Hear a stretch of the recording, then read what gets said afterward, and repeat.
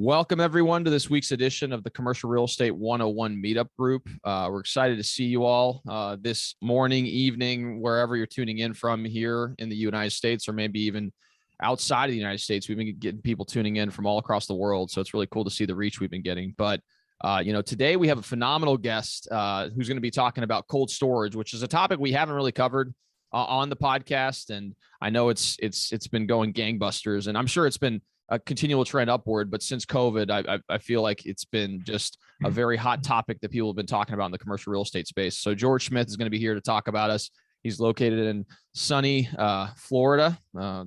So I mean, I know the weather's starting to heat up here, but I remember I'm half Puerto Rican myself, as we talked about offline. And when I moved here from Puerto Rico, because I was there for a couple of years for a big project when I was doing development, and I came over here, it was night and day difference, man. The weather is just completely different. So I'm sure you're taking in the nice weather down there. So yeah, it's sunny it's year round. I mean, sunny. It'll rain for like 5 minutes and then sun comes back up.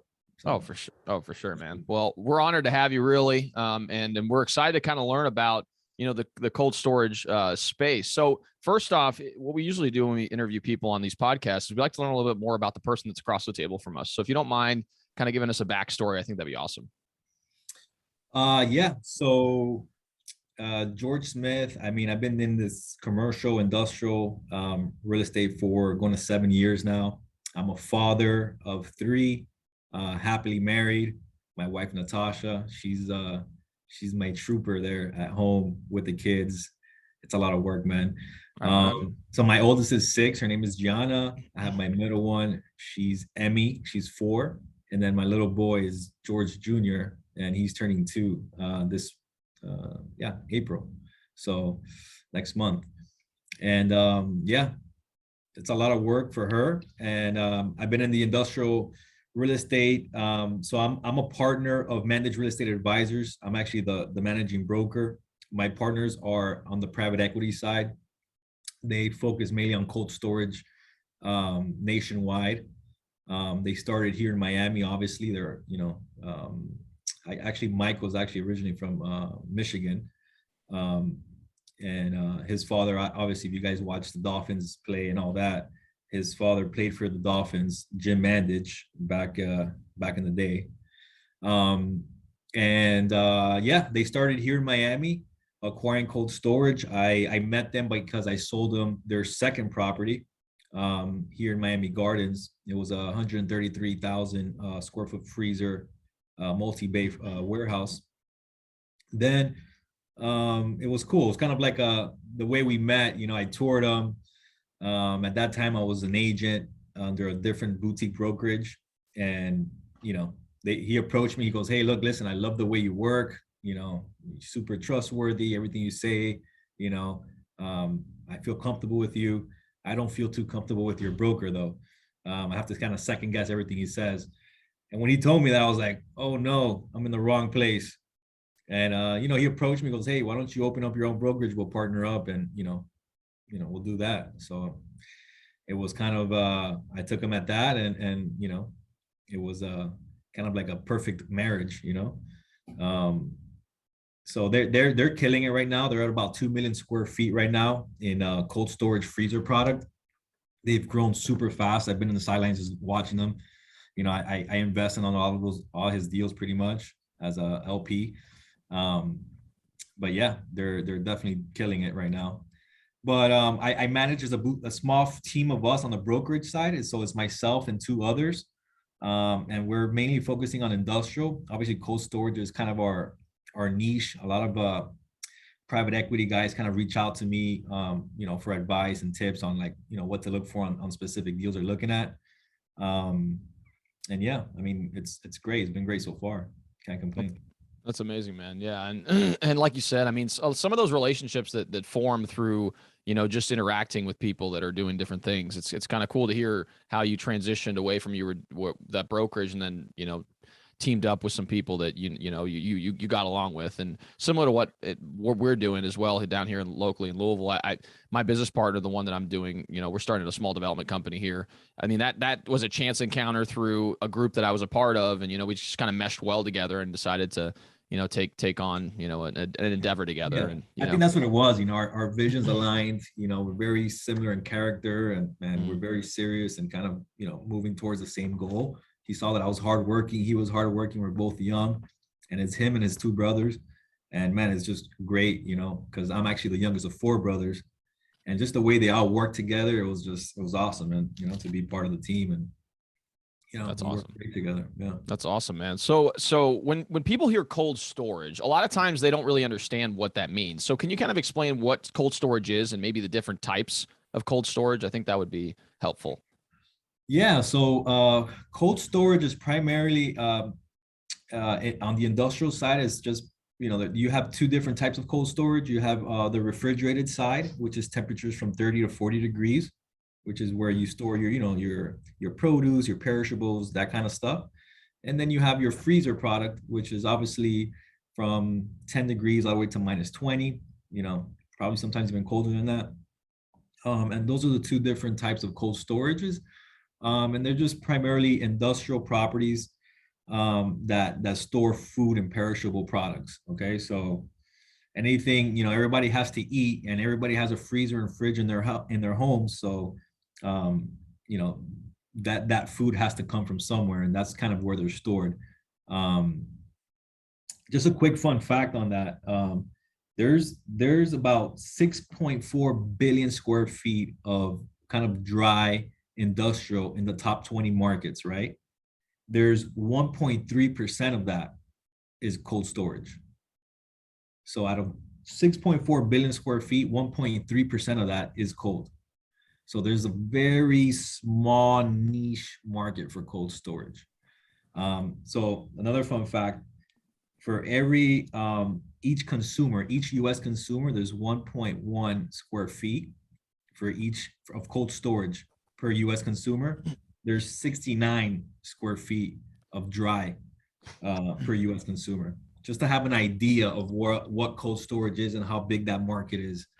I think that's pretty, gives you a broad idea of how limited that product actually is.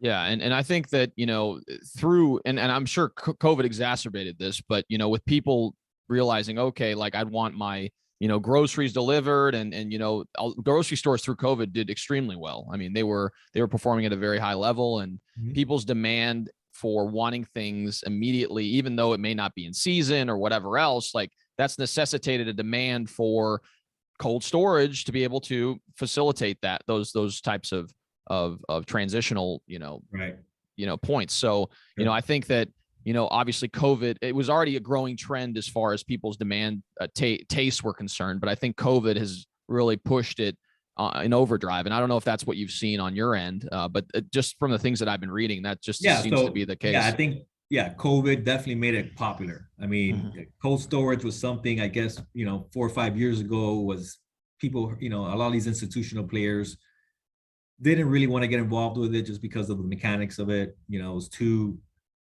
technical for them. They preferred big box, dry, cookie cutters kind of stuff. It's funny because the Mandiches actually started getting into it way before any of these guys were even considering it, and they saw an opportunity, and they went for it. Obviously, COVID hit. There was, all the restaurants kind of closed down for a period, but that kind of boomed up the distribution on the supermarkets. So it was kind of, everyone needed to eat. And the trend that I'm seeing now, and I've been seeing, is obviously the Amazon, direct to consumer trend, where everybody wants the food right away in their doorstep, So that is pushing more of these facilities closer to the higher populated areas in core markets. So, that's kind of the trend that you see now. But yeah, I mean, cold storage is booming right now. It's trending. People say it's multifamily up in the top of the food chain because it's the safest asset class, and then you have cold storage right under it. So that's kind of where it's at as far as appeal.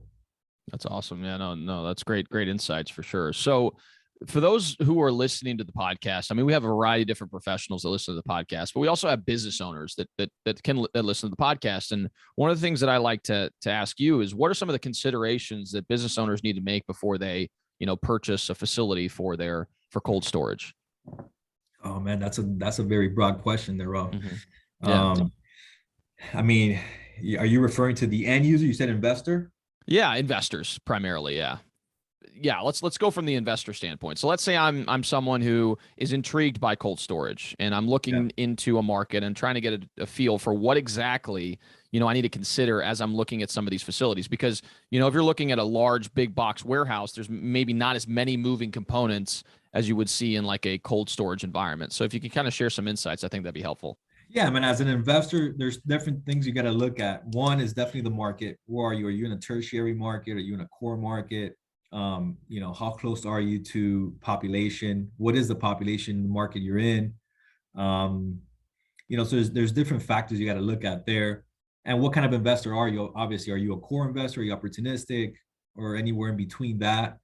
Obviously, then going into the facility, what is typically, when you look at a facility, what kind of refrigeration systems does it have?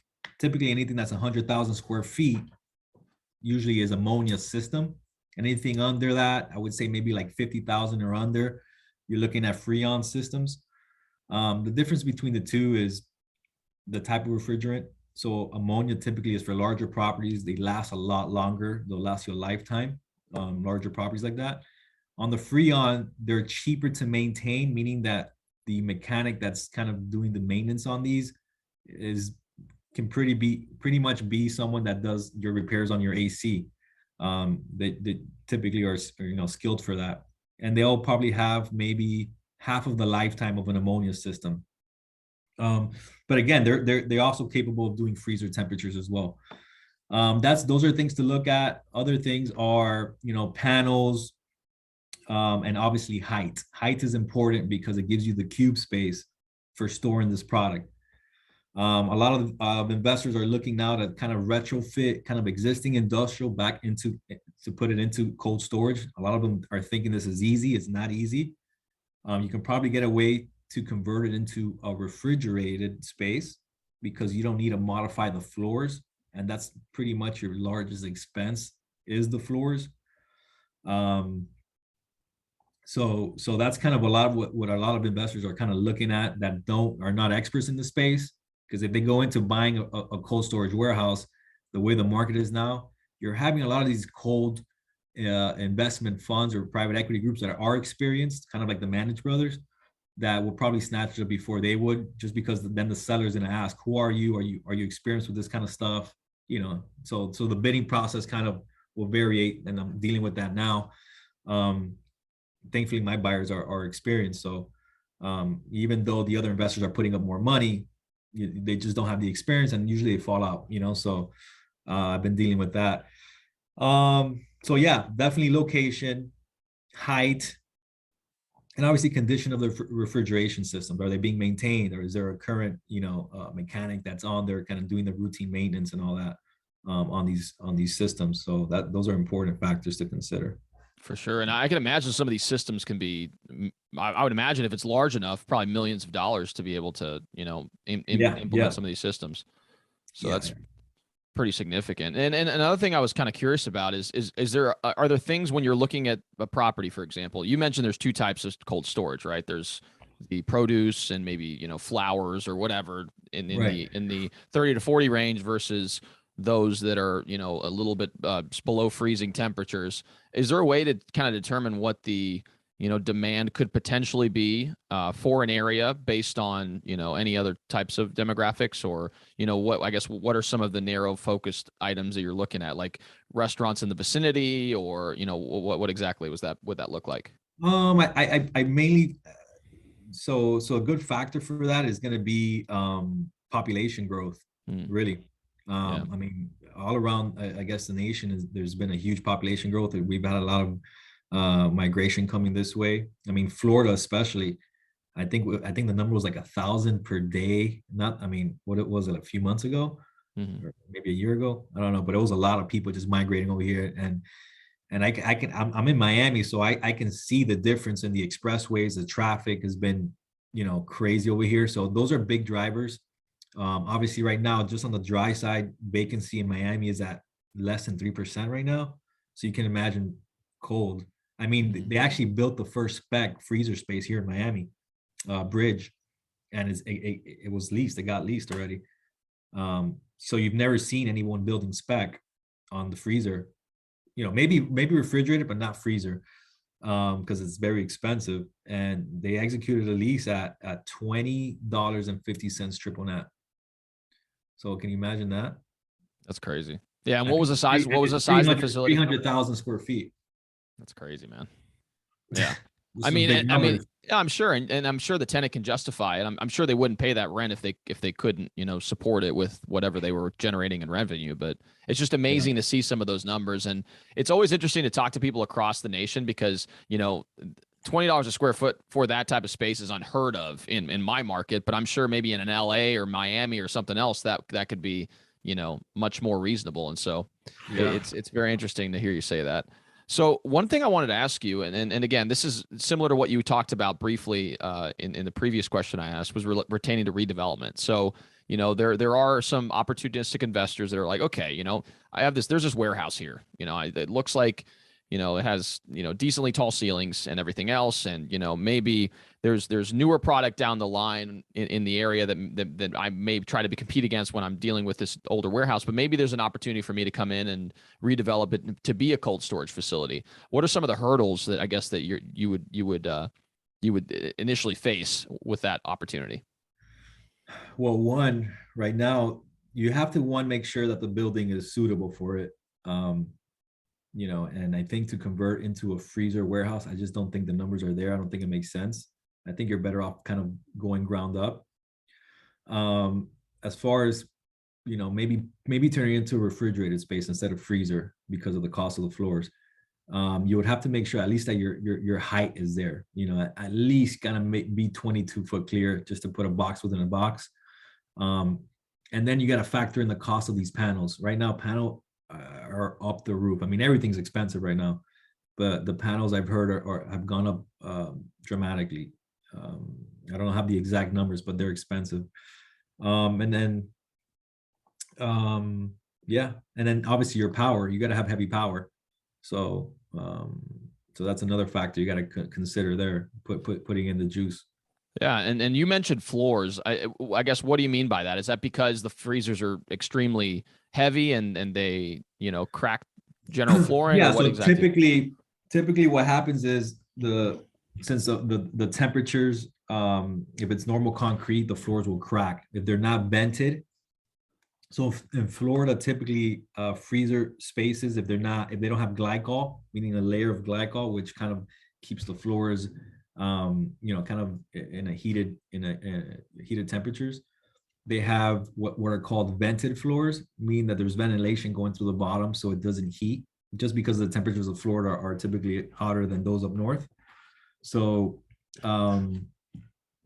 those are the two kind of reasons why the floors are expensive. If you want to put glycol into a floor, it's kind of adding layers on top of that, and it gets very, very expensive. Very expensive. I can only imagine. Yeah, no, and that's an interesting insight to hear you say that, because again, I've never really experienced, and again, I have no experience in cold storage, so it's kind of interesting to hear your take on some of the things that you need to consider. Another thing that I wanted to ask you, and I don't know if this is applicable to what you're currently doing, but I've had a lot of people contacting me outside of our local market that are looking to do crypto mining, and they want to find a building that they can ventilate extremely well, because some of these systems churn out a ton of heat, and they don't necessarily need a massive footprint, but they want ridiculous power, and they need heavy ventilation and everything else. Have you seen any I guess, and people contacting you guys regarding, utilizing, maybe not the scale of which we're talking about earlier, a couple 100,000 square feet, but utilizing, these facilities in order to mine for cryptocurrency? That's a good one. I've seen it once, and it was in a small bay freezer that we had in Doral. but I've never seen it again. I've never seen that. I'm lying. Maybe there was one more other. There was another one. But yeah, I guess the bros didn't feel comfortable with that use. I know it was kind of weird. I felt like it was clean, and instead of having some fish or meat guys kind of all messy out there, I think that was kind of like a cleaner use for 1,000 square feet of freezer space. But yeah, I did have that request once or twice in the past. I haven't seen it again. Sure. It's a very niche type of thing. Cause like I said, they were like, oh, we need like 1,000 square feet, but it needs to have like ridiculous power and it needs to have this heavy ventilation. And typically they're able to pay a lot more per square foot because they're, Right. their I almost feel requirements I almost feel that's better like somewhere in the Midwest up there where it's colder. Sure. And everything's cheaper, land is cheap. I think that's better for like mining out there. Well, and it's electricity costs is really the biggest thing, because once it's like per megawatt or per kilowatt, I guess they have like a certain range where they can shoot for. And if they're outside of that range, it makes it not very profitable in order to do it. So, so I'm sure power is probably cheaper over there. I'm sure it is typically. And again, and I don't know what it is in other markets, so I'm not going to speak to that. But in our market, it's relatively cheap comparative to other markets outside of where we're currently located. So yeah, I have some questions here. I'm looking at on the chat. Oh yeah, no yeah, and I was regarding the credit of the tenant base in the sub 250 tenant base. I mean, anything over 100,000 square feet in that space, I think is going to be a good credit tenant. Just because typically anyone that's messing around the cold space, they need a variance. And a majority of these players are 3PLs, third-party logistics companies that distribute for like the Coca-Colas of the world and these larger companies. They do all the distribution for them. And so they'll have some freezer space, and they'll have some refrigerated space and dry space. So they'll kind of spread it out to have all three, and being able to capitalize on all three. Sure. Hopefully that answers your question. So it is definitely a good tenant base. Yeah, and what I was going to say real quick is that we have a Q&A at the end. So what I'll go ahead and do. Sorry. No, no problem at all. No, and it's super helpful. We want to make sure that we have enough time at the end to be able to answer as many questions as possible. I just have a few more questions, and then we're opening it up to Q&A, because we always get a ton of Q&A. So I think you're going to have plenty of insights to share. So one thing that I was curious about, and I'm sure a lot of people in the audience are curious about as well, is the evolution of cold storage over the next 5 to 10 years. So if you can kind of talk a little bit about where you think the market's going over the next several years. Man, it's crazy because obviously population growth is growing and the way that we consume is changing. So Amazon obviously has drifted a lot of that and caused a lot of change in the way that we consume our foods now. And we order, instead of going to the supermarket, you just kind of order through an app. Food gets to your home. So the speed, obviously everyone's kind of being more into eating healthier. So they want to eat more organic and healthier foods. So obviously that food doesn't last as long. So you need cooler temperatures to kind of keep its natural state so that it can be delivered to your home. So all these things are different components. That's where everything's headed. So I'm seeing a lot of the logistics of it changing in a way where there has to be distribution hubs closer to higher populated areas. So the delivery time or direct to consumer part of it is quicker. So I see, I mean, at least for South Florida, Miami, there's no land out here anymore. I mean, we're just kind of we're stuck from like, you have, the bay over here, then you're stuck with the Everglades. So we're narrow. And there's already been talks about going vertical on the industrial side just because there's no land out here. So that's interesting there. I see that changing over here in South Florida. Land prices here, an acre is already at $3 million an acre, which is insane. Yeah, and interesting to hear you say that regarding the stacking of properties, in particular industrial real estate. We have a gentleman that we interviewed a while back. His name's Chad Griffith. He's an industrial broker in Edmonton, Canada, And he was talking about that being a growing trend in some of these larger metro areas, is that, they don't have the land to be able to build. So they'll essentially start stacking, these buildings. I mean, these spaces on top of each other. And the amount of engineering that goes into it is pretty impressive. Cause I mean, you think about it, like you have products that are stacked at that height, Yeah. and God knows what products they are. It could be a variety of different products. And so, obviously The the weight, structural integrity, right? yeah, the weight and the distribution of that weight, because I imagine, like, I don't know how that it's laid out in a normal facility, but you may have heavier items on one section of the building, and then maybe have lighter items on the other section of the building, and that obviously that distribution of weight makes a difference as far as the forces on the Yeah. building itself. And so, they are pretty much going to be engineering marvels. And I mean, I'd be interested to be in one of those rooms when you're trying to make that decision. It's like, oh, maybe we just start stacking these things on top of each other. So Yeah, for that's sure. pretty interesting. So Great. one last question, and then we're going to open it up to Q&A. I want to Yeah. make sure that we have plenty of time for you guys to ask as many questions as you want. If you guys are watching this on LinkedIn as well, we'll be checking the LinkedIn feed. But what are some of the best resources that you recommend to people to learn more about cold storage as an industry? There's a few uh, groups you can look up, like the Global Cold Chain Alliance, the GCCA. That's a good one. Another one is International Association for Cold Storage Construction, the IACSC, where Michael and the brothers are a member of that as well, and they have yearly conferences. But they have a lot of good information online. You can kind of look that up. I'll see if I can put that on the chat. They have really good information and trends and stuff on the cold storage side that you can kind of keep track of. That's awesome. Yeah, and for those of you guys who are watching this, we'll be including them in the show notes below. So if you guys are watching this on YouTube or on any type of podcast format, it's going to be in the description below as well. So yeah. All right, so let's dive into the questions. We got plenty of them right now. So Let's do it. So Nick asks, hey Nick, he's asked, understanding it varies by market for price of land, what are you seeing for all-in cost, price per square foot for development of a new construction ammonia refrigerant building?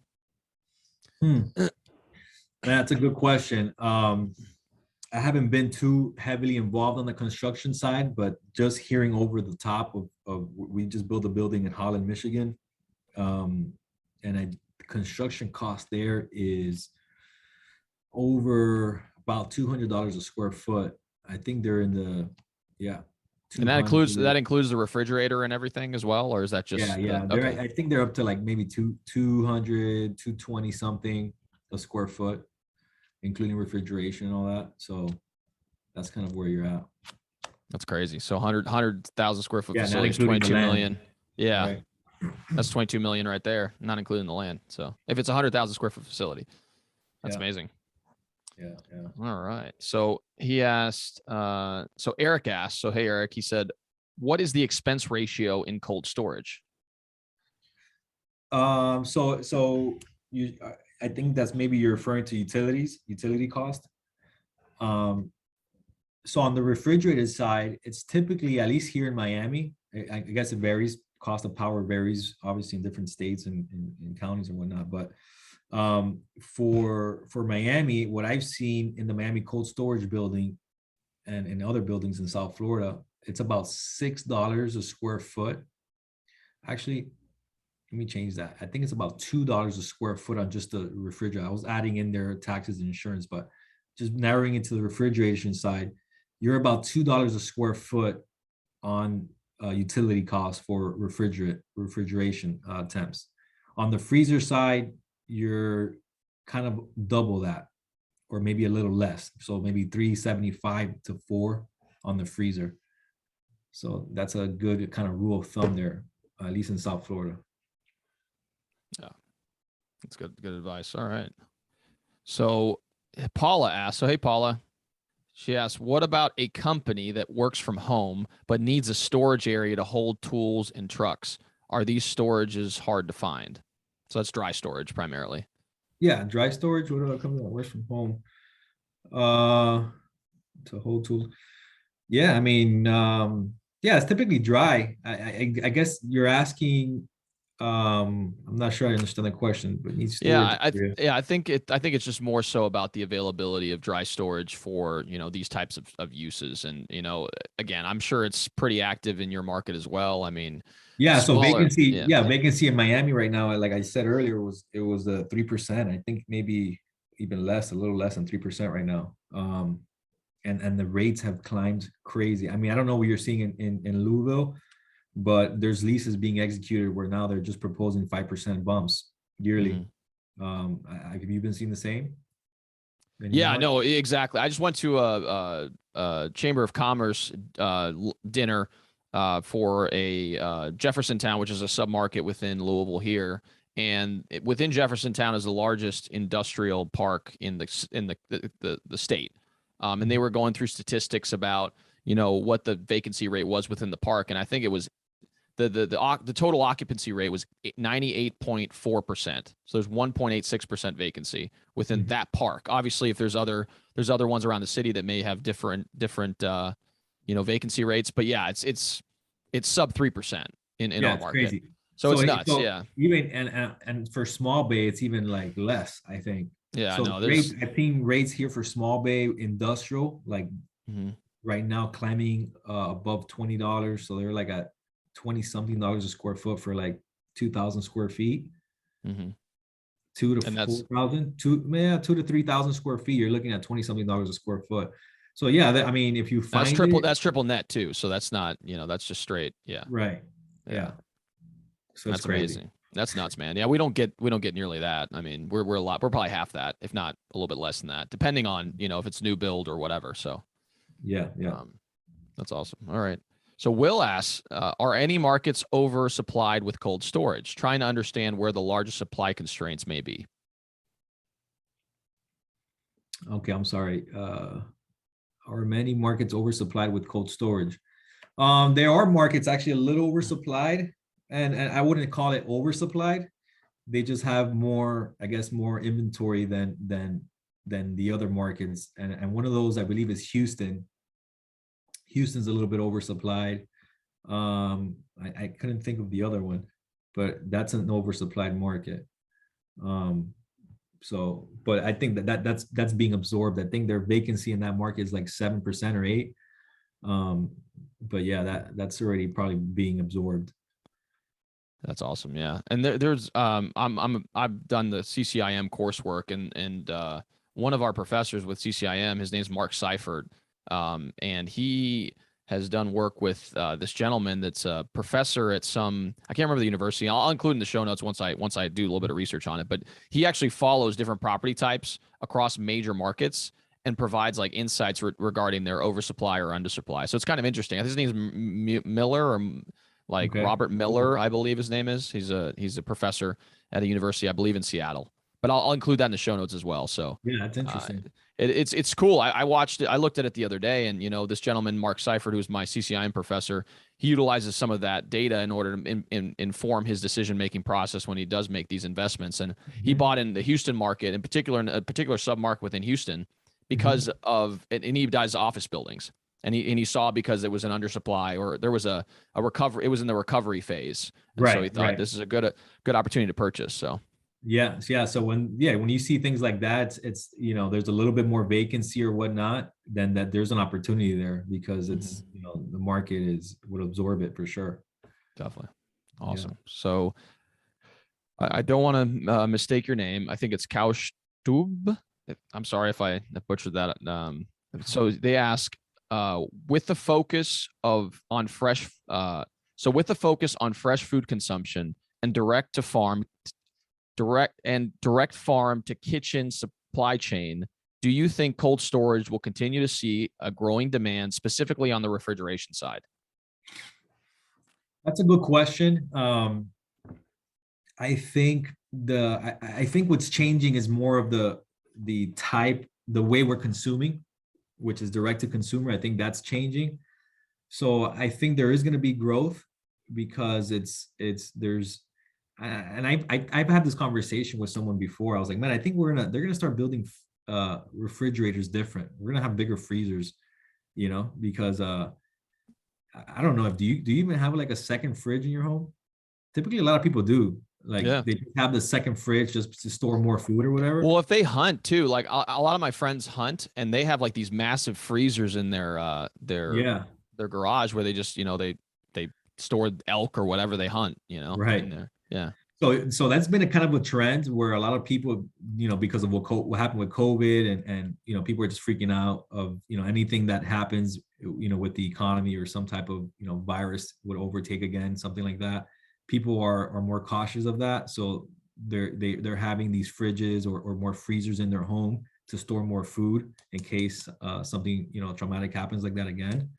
Um, so I've been seeing that. I think there is going to be a growing demand. I mean, there's just so much. There's a strong market right now, and there's no product out there right now. So that's definitely has to grow.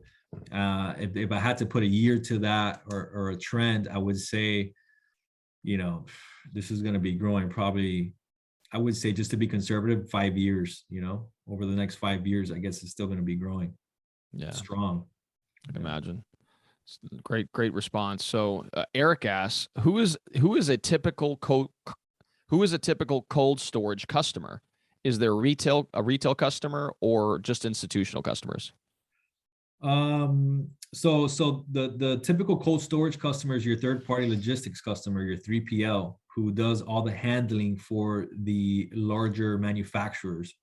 Typically, they outsource the stuff, like Coke outsources it to these 3PL companies, and they have all these distribution hubs within these core markets, and they do the picking. Picking is pretty much picking up the product and kind of sourcing it out, and then packaging it all up, and then storing it for specific orders to the retailers nearby. So that's the typical cold storage customer, I would say, on the industrial side. I think that answers your question. Yeah, no, and I think you're like you said. So is the space shared or is it typically single tenant? So it's typically a single tenant. So that these 3PLs are typically have a list of different customers. You can have from small customers to larger customers. Usually I think 20% is always absorbed by your large customer, and then the rest is kind of small customers. So it's a number of customers into that space, but the 3PL is the main tenant. And then just out of curiosity, so with these facilities, if they're servicing a lot of restaurants locally, do the restaurants contract with those 3PLs, or is it more just down the line? So the customer of the customer, I guess. Is that usually how it works? That's a good question. Sometimes there are restaurants, depending how big the restaurants are, they have multiple chains. They would contract, the different, they would contract the 3PL to service all their products, but yeah, not, and then sometimes they do contract a bigger distributor to, if it's a small restaurant, just a single restaurant, they usually just deal with a larger distributor to kind of get their products from. Sure. So yeah, it's both. That makes sense. Great question. All right. Just any other questions? I'm looking on LinkedIn Live as well. So for those of you guys who are looking at on LinkedIn Live, feel free to type away in the chat box if you guys have any questions in particular. How many people do we have on LinkedIn Live? About 5 or 6 right now. So, but yeah, they hop on and off and stuff too. So you've been getting a lot on Zoom. Oh yeah, no, for sure. No, so one question I had is there anything in particular that you see as a trend that you're kind of excited about and you're kind of, following along pretty closely as it pertains to cold storage? Man, it's crazy. So I made a shift not too long ago where I've noticed that the end user is no longer paying the top dollar anymore. It's the investor. The investor is the one paying top dollar. So I focus a lot of my time on these investment deals lately. So I'm excited about that because for me, it's just easier to deal with an investor than it is an end user. I don't know about you. I kind of feel like it's just kind of more cookie cutter. Just I know what they want. This is, break up the deal a little easier. but it's kind of scary at the same time because I'm like, man, what? It's always been like, hey, the end user will pay you more money for that Mhm. property than the investor will, and now that script has changed, and that for me is kind of scary because it's kind of like there's a lot of money in the streets right now. There's a lot of capital injected into the economy where these funds have to deploy that capital. So Yeah. that's kind of what I'm excited, but I'm kind of nervous at the same time. So I guess I don't know if that answers your question, but yeah, man. No, and I think it's happening all across different property types. I mean, you're seeing it heavily in multifamily. I mean, it's crazy the amount of outside capital we're getting in our market. I mean, our market's pretty investor friendly. You know, landlord Yeah. laws are pretty friendly, and obviously cash flow is pretty solid in the middle of the country in general. And so we're seeing a lot of money coming in to our market, and it's just they're just outbidding everyone. It's like, okay, I would never pay what you're willing to pay, but it's like for them, it's like, okay, well, we got capital we got to deploy. If this capital isn't deployed, then we Yeah. can't, achieve whatever metrics we're Yeah, and trying to achieve. I think they're betting on the um the increase, man. I mean, Hmm. the rent increase, everything it's just been inflated. Inflation. I think they're betting on inflation because what was it 12 months ago, a year Hmm. ago? Was it 12% increase or more? Well, 7.9 on the CPI, but The that's CPI. probably that's probably Can you go under. based on CPI? I don't know, but No, a you lot of can't. even Yeah. yeah, right. So I've heard 12, so it's crazy. And you're probably right. Like the CPI is just an undershot. Like really, Yeah, in reality, it's higher than 7.9. I think we higher. all agree that it's probably closer to 10, if not more. So I think there's no question about that.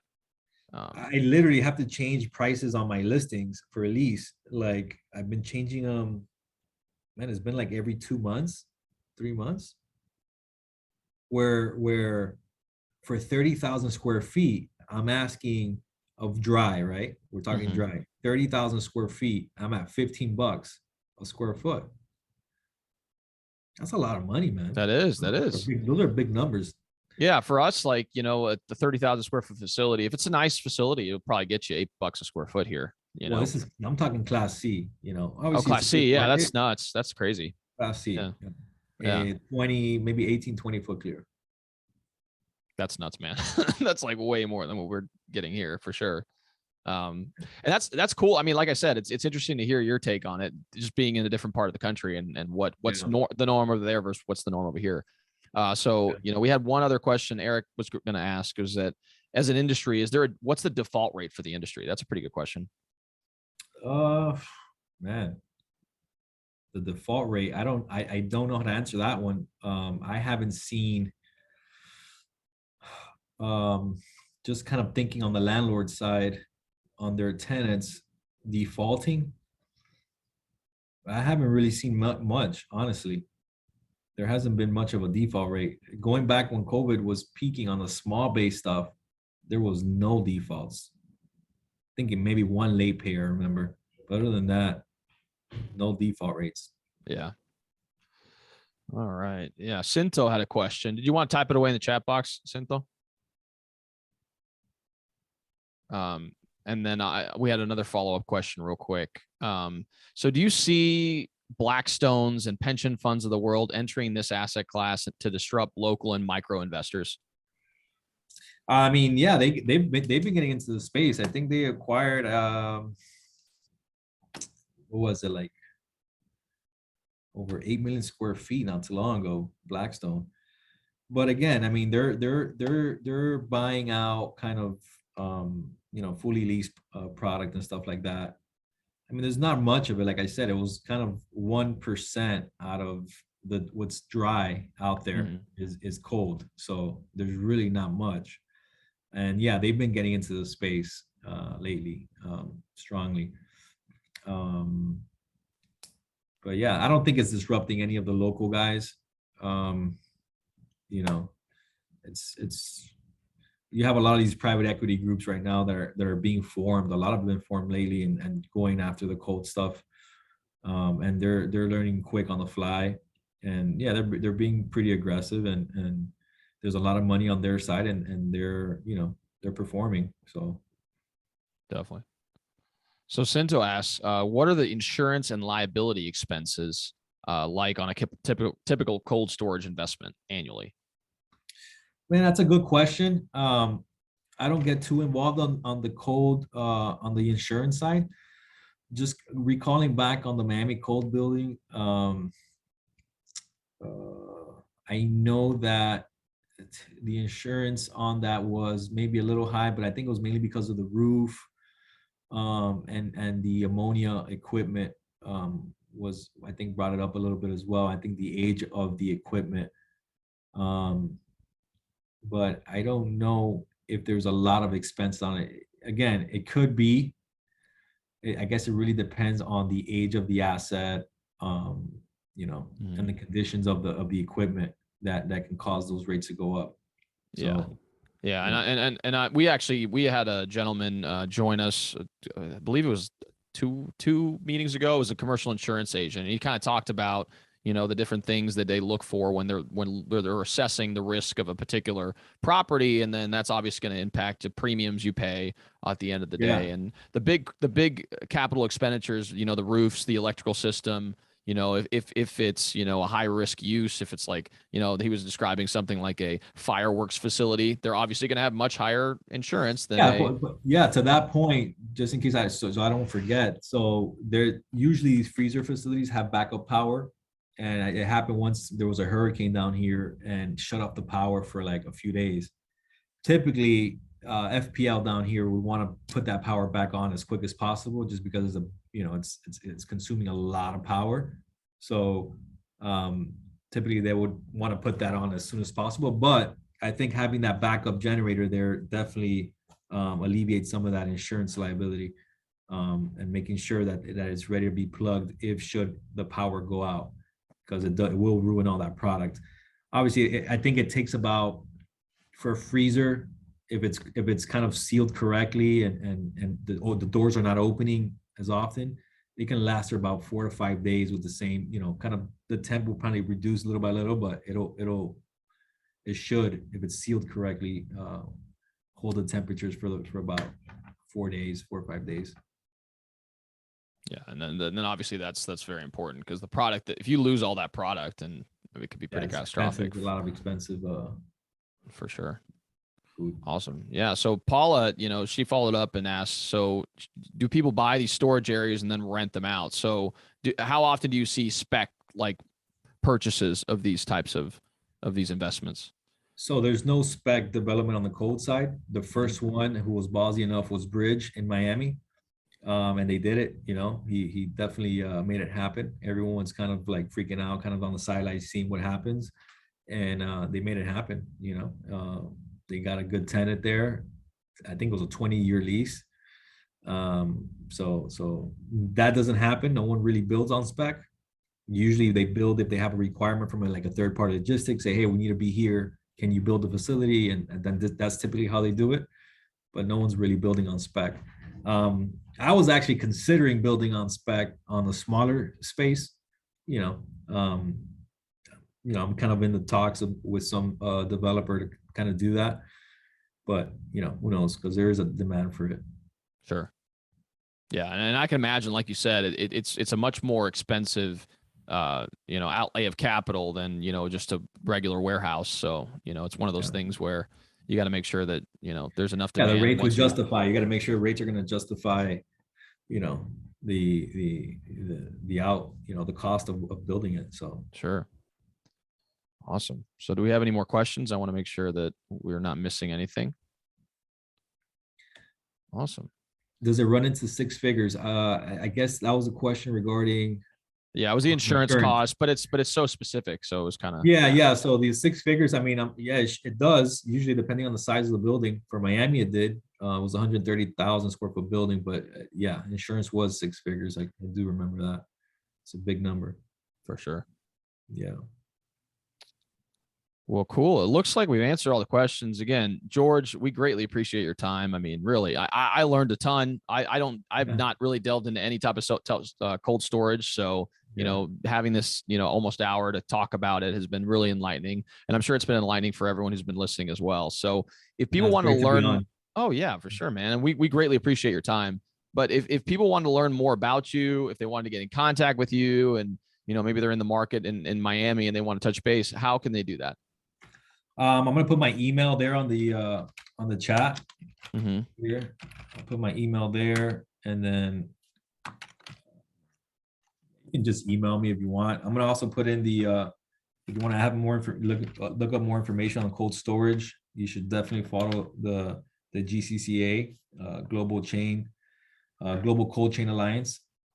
I think that's a good resource, and the IACSC, International Association for Cold Storage. Those are good resources for you guys.